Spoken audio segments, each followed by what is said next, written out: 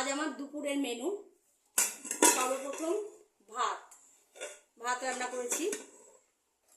তারপরে পাঁচমিশালি তরকারি, যেটাকে লাবড়া বলে, থোড়, কুমড়ো, বেগুন টেগুন সমস্ত সবজি, যত রকম সবজি আছে সব সবজি দিয়ে রান্না করে লাস্টে আদা বাটা আর ঘি দিয়ে নামাতে হয়, কাঁচা লঙ্কা ফোড়ন দিয়ে। এটা হচ্ছে পাঁচমিশালি বা লাবড়াও বলে আমরা, লাবড়ার তরকারি করেছি। আলু দিয়ে ঝিঙে দিয়ে পোস্ত করেছি। এর মধ্যে কাজু বাদাম একটু দিয়েছি, কিশমিশ আর পোস্ত বেটে ঝিঙে পোস্ত করেছি। এটা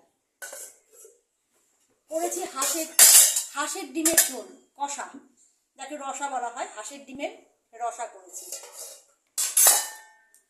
করেছি ভোলা মাছের একটা ঝাল ঝাল করে করেছি, ভোলা মাছের ঝাল। উচ্ছে কুমড়ো ভাজা, উচ্ছেটা আমাদের রোজ থাকে, উচ্ছে না খেলে আমাদের ঠিক পোষাবে না, উচ্ছেকে আমাদের পাতে থাকতেই হবে। বাঁধাকপির ঘন্ট, ইলিশ মাছের মাথা দিয়ে বাঁধাকপির ঘন্ট করেছি।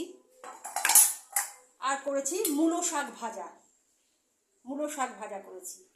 আর আপনারা তো জানেন আমি এটা খেতে খুব ভালোবাসি, লেবুর আচার।